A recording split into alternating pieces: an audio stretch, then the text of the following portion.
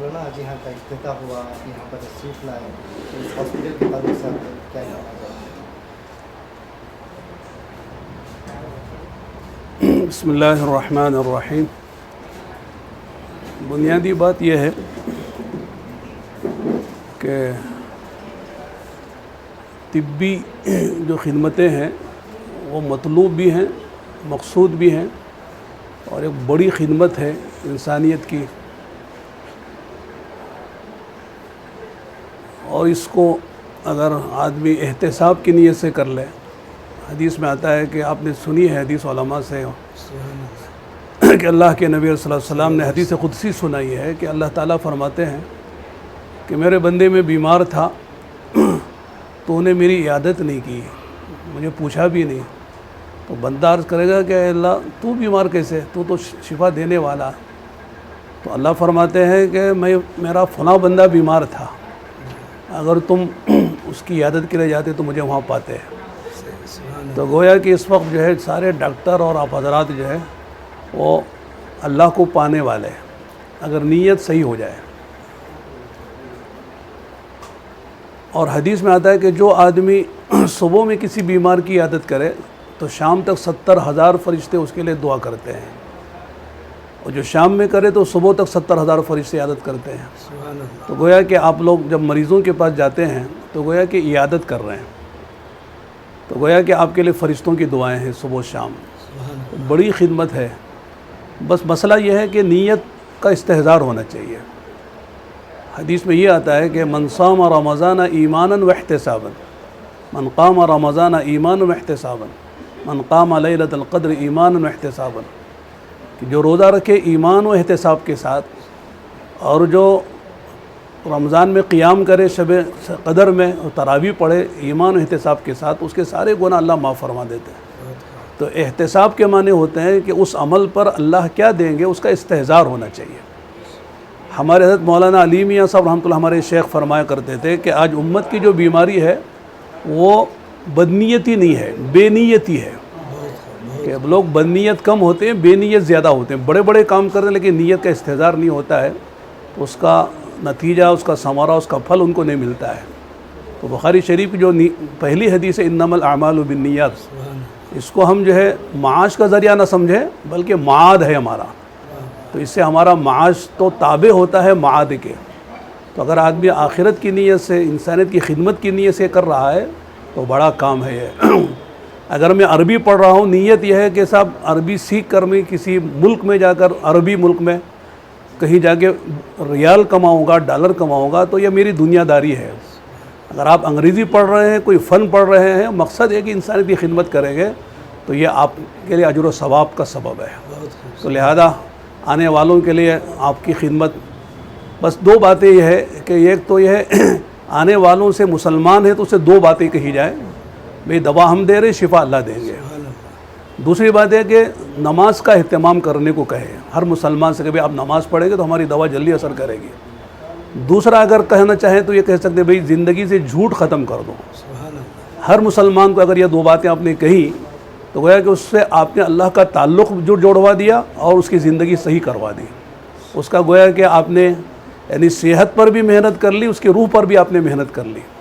اگر کوئی غیر مسلم آ رہا ہے اسے دو باتیں کہی جائیں، ایک تو یہ کہا جائے بھئی شراب نہ پیو، خنزیر کا گوشت نہ کھاؤ، ہماری دوا اثر کرے گی، تو کم سے کم دو حرام چیزوں سے بچ جائے گا ہماری تھوڑی سی محنت سے۔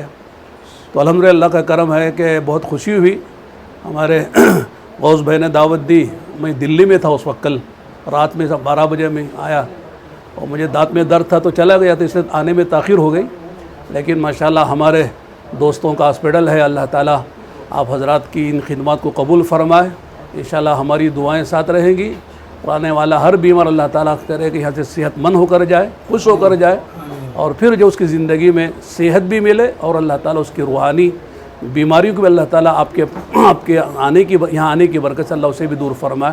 بس ہم ان دعاؤں کے ساتھ آپ حضرات کو مبارکبادی دیتے ہیں کہ آپ نے ایک بڑا قدم اٹھایا ہے، بڑی ضرورت ہے، یعنی وقت کی ضرورت ہے کہ ہمارے ایسے ہاسپٹل ہونا چاہیے، پاک صاف اور بالکل جو ہے منظم طریقے سے، اچھے ڈاکٹر، ماہر ڈاکٹر ہونا چاہیے، اچھا علاج ہونا چاہیے، اور لوگوں کی خدمت کے جذبے سے ہونا چاہیے۔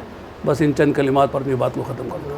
اور ایک سوال ہمارا یہ تھا، ہمارے ملک کے اندر یہ دیکھا جا رہا ہے کہ اکثر تعلیم کی کمی نظر آ رہی ہے، اور دوسرا جب اس پینڈیمک اور وبا کے موقع پر ڈاکٹر حضرات کی سخت کمی نظر آئی، تو اس موقع پر ہم ان ماں باپ سے گزارش کرنا چاہتے ہیں جن کے بچے عالم دین بنتے ہیں، حفاظ بنتے ہیں، ان کا ذہن بہت چالاک ہوتا ہے، وہ عام طالب علم سے آگے بڑھ کر میدان میں پڑھتے لکھتے ہیں، تو کیا حفاظ عالم دین بھی اس علم کے ساتھ ساتھ دنیاوی تعلیم ڈاکٹری کے اگرچہ فیلڈ میں آئیں گے تو کہاں تک یہ صحیح رہے گا؟ اس کے پر آپ کیا کہنا چاہتے ہیں؟ اصل میں ہونا تو چاہیے. پہلے زمانے میں ایسا ہوتا تھا کہ آدمی بہت عالم بھی ہوتا تھا، ڈاکٹر بھی ہوتا تھا، حکیم بھی ہوتا تھا، گویا کہ جامع ہوتے تھے. لیکن اس وقت چونکہ قوا بھی کمزور ہیں، حالات ایسے نہیں ہیں کہ ہر آدمی سارے فنون کو جمع کر کے چلے. البتہ اکا دکا ہوتے ہیں ایسے بھی، جیسے ہمارے ڈاکٹر مشتاق صاحب ہیں، ماشاءاللہ ڈاکٹر بھی ہیں اور عالم بھی ہیں. اس لیے کہ علم دین کے پڑھنے کے لیے بہت لمبا وقت لگتا ہے، 8-10 سال بلکہ 15 سال لگ جاتے ہیں.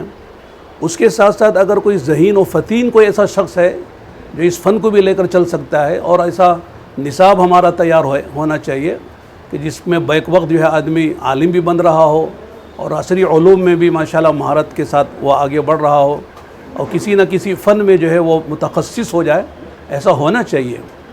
لیکن جو ہے چونکہ علماء کا جو کی خدمت ہے، ایک مستقل الگ کام ہے ان کا، کہ امت کو دین پہنچانا ہے، دین کو سمجھانا ہے، دین کی اشاعت ہے، اسی طرح جو ہے دین کی حفاظت ہے، اور دین پر آنے والے حملوں سے حفاظت کرنا ہے. ان کو اس میں گہرائی کے ساتھ پڑھنا ہے.